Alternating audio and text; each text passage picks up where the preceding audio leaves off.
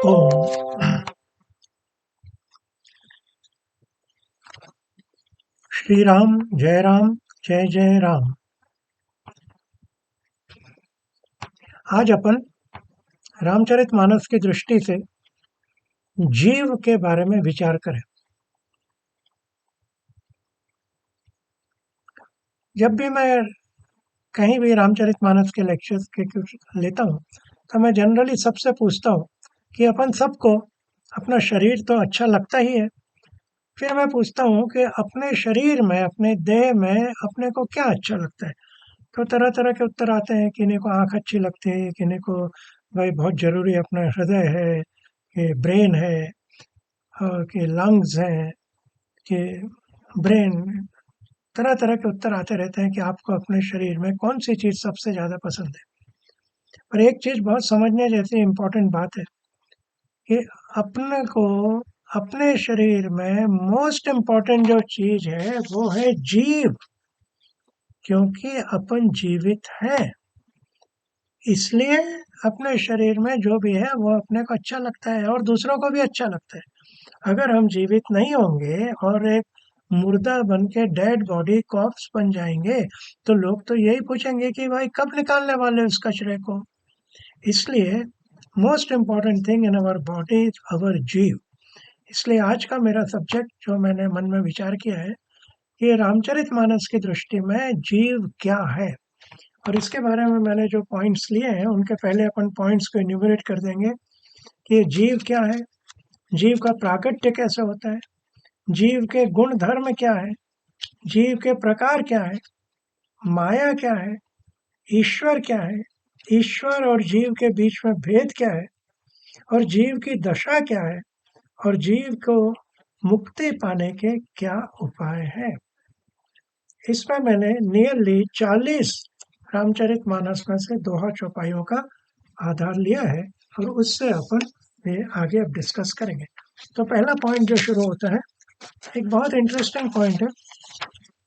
प्रभु और श्री लक्ष्मण जी अरण्यकांड में विराजमान है और वहां लक्ष्मण जी प्रभु से सवाल पूछ रहे हैं। ईश्वर जीव ही भेद प्रभु सकल कहो समुझाई, जाते होए चरण रति शोक मोह भ्रम जाई। देखिए सवाल कौन पूछ रहे हैं, लक्ष्मण जी। और किनसे पूछ रहे हैं, प्रभु श्री रामचंद्र जी से। लक्ष्मण जी जीवों के आचार्य हैं और प्रभु श्री रामचंद्र जी तो सर्व समर्थ प्रभु हैं। और यहाँ लक्ष्मण जी उनसे पूछ रहे हैं कि भाई आप मुझे समझा के कहिए कि ईश्वर और जीव का भेद क्या है। और दूसरी लाइन में कह रहे हैं कि जिससे मुझे आपके चरणों में रति प्राप्त हो और शोक मोह और भ्रम चले जाए। इन तीनों शब्दों को भी बहुत समझना चाहिए। शोक भूतकाल का होता है, पास्ट का। मोह वर्तमान का होता है, प्रेजेंट का। और भ्रम जनरली भविष्य के बारे में होता है, फ्यूचर के बारे में। तो ये प्रश्न अरण्यकांड में लक्ष्मण जी ने राम जी से पूछा है कि वह जीव है क्या चीज। अब उत्तर में रामचंद्र जी बहुत सुंदर दुआ कहते हैं। माया ईशन आप कहो, जान कहे सो जीव, बंध मोक्ष प्रद सर्व पर, माया प्रेरक शिव। दो चीजें डेफिनेशन याद है प्रभु श्री रामचंद्र जी ने कि जीव क्या है, जो न तो माया को जानता है, न ईश को जानता है और न खुद को जानता है।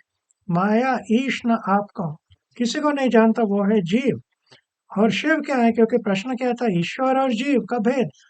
तो पहले लाइन में प्रभु ने उत्तर दे दिया कि जो माया ईश्वर और खुद को नहीं जानता वो जीव है। और ईश्वर क्या है, जो बंधन भी दे सकते हैं, मोक्ष भी दे सकते हैं, सब सभी से अलग है, सबसे परे है और माया को भी प्रेरणा करते हैं, वो है शिव, यानी वो है ईश्वर। तो ये दो चीज अपन ने समझी कि भाई ये क्या है, कि जीव का प्रश्न क्या है और माया और ईश्वर का प्रश्न क्या है। अब जीव का प्रागट्य कैसे होता है, इसी में ही अपन रामचरितमानस के आधार से ही बात कर रहे हैं। और इसलिए मैं आपको बाय रेफरेंस टू कॉन्टेक्स्ट सब बताता हूँ कि इसमें क्या क्या चीजें कहाँ कहाँ आ रही हैं।